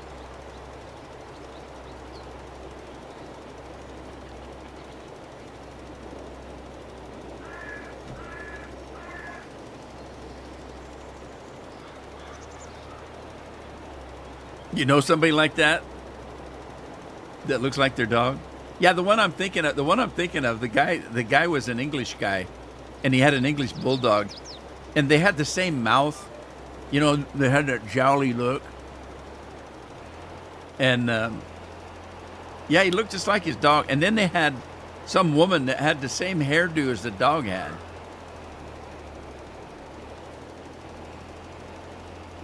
All right, I'm stuck. How did I get stuck? How did that happen?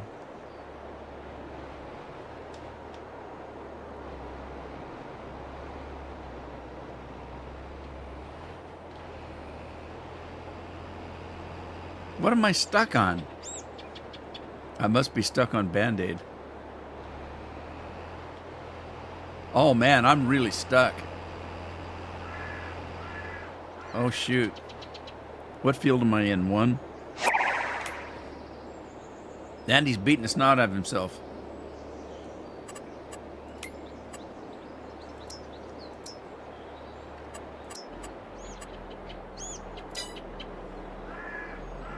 All right, I got out of that. I'm stuck on Band-Aid because Band-Aid's stuck on me. Let's see. I need to get my camera, my outside camera turned on because I think that Addie's grandparents are supposed to be here to pick her up after school, and she gets out of school after 3, and I'm home alone, and I won't see them. Let me see. They don't know I'm live streaming. Well, I don't see any cars out there. Okay, no cars in the driveway. All right. I'll just leave the camera on. It puts a little bit light on me. But it just brightens my hair up.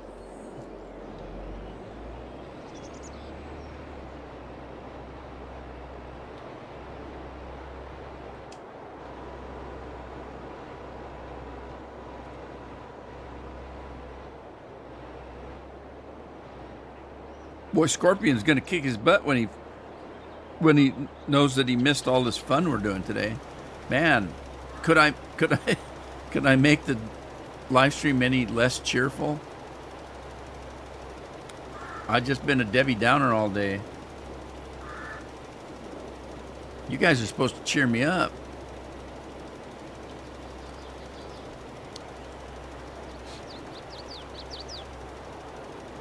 I don't even have at least Andy's got a keg. I don't even have a keg. I do have some whiskey, but that wouldn't do me any good. That just make me sick. That's all I need. Be depressed and sick at the same time. I'm just sick and tired of being sick and tired. That's one of my favorite sayings anyway. I'm just sick and tired of being sick and tired. Because I am. I'm literally sick and tired. And I'm sick of that.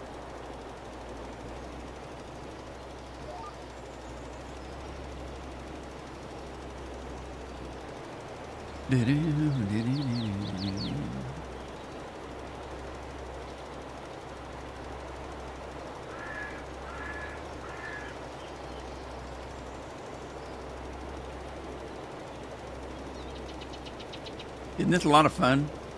Like I said, I still don't know why this field has rocks in it. I've had the rocks turned off, and the whole time I've been on this map, none of the other fields have rocks on them that I'm aware of. Of course, I haven't worked every field on the farm, but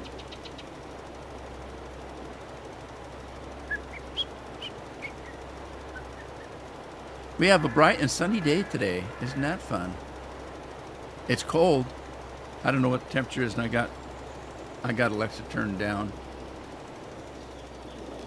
Alexa, volume 8. Alexa, what's the temperature? Right now, it's 55 degrees Fahrenheit. Tonight, expect a low of 37 degrees. Yeah, it's only 55. It's going to be 37 tonight. Bright and sunny, though.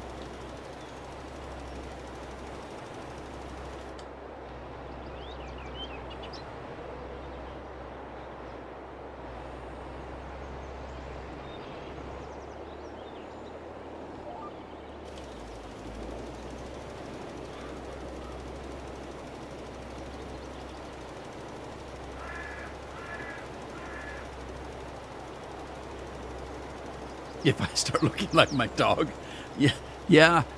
If I start looking like my dog, I'm going to get a better looking dog.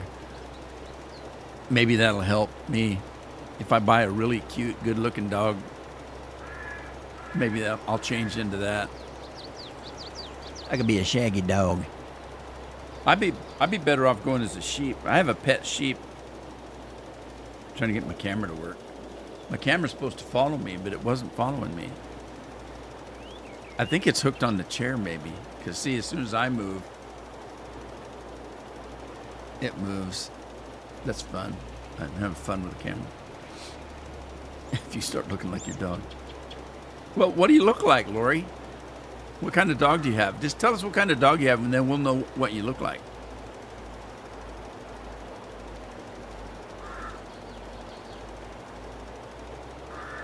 That's something. Well, that's one of the reasons why people have been asking me for years if I would do a camera, and I always said, not only no, but hell no. You'll never, ever see me on camera, ever.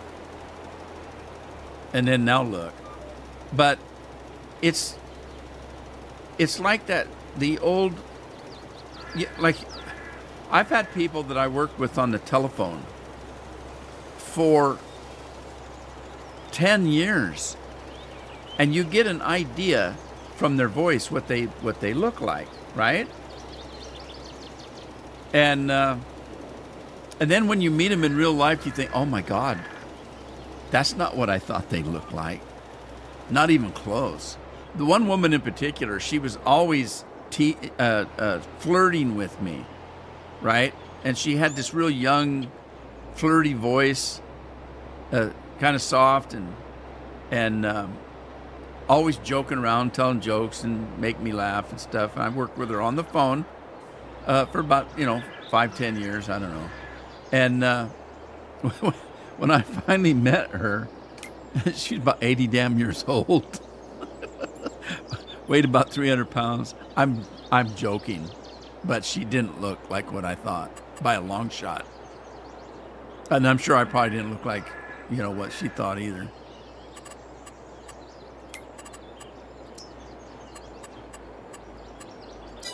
So Lori's gonna get mad at me. What are you thinking? Lori's gonna say, "What do you think? I'm ugly?" No, not anything like that. I'm just saying that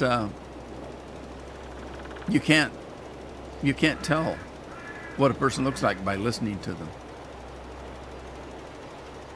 I mean, hey, you guys been listening to me for the last 10 years. How old did you think I was?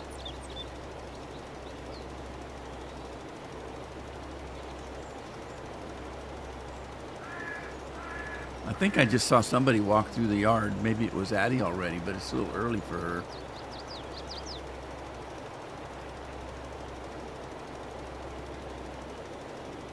Yeah, it's mid-November. Yesterday was the 15th of the month.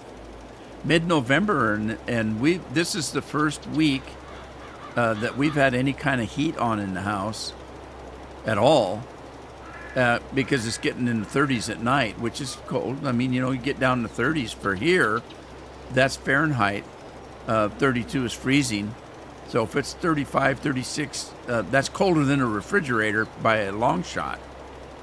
People think that refrigerators are really cold. They're not. The freezer is, but the refrigerator isn't as cold as you think it is. And that's why I've told people that about working outside and stuff, and people say, "Well, it's not that cold. It's 57 degrees out. That it's not that cold." Okay, 57 degrees is survivable if you go outside and you come back in 15, 20 minutes from now, or if you're walking from your front door to your car. 57 isn't that cold. I could walk to my car at 57 in a shirt that I'm wearing without a coat or a jacket, and I wouldn't think anything of it. But in this shirt, the way I'm dressed right now, if I went out into 57-degree weather at 8 o'clock this morning and didn't come in till 5 or 6 o'clock tonight because I worked outside all day, I'd be a popsicle. So it's kind of relative that way. I mean, your body temperature is 98.6. If you're out in 57 degrees weather, your body temperature is going to come down.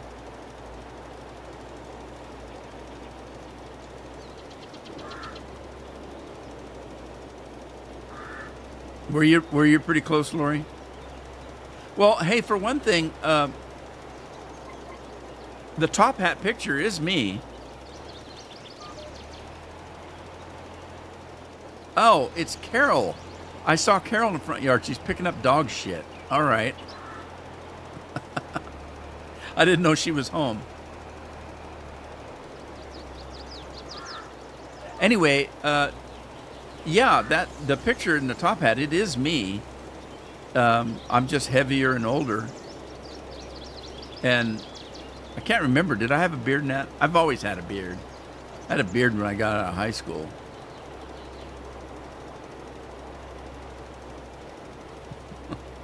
Well, all right.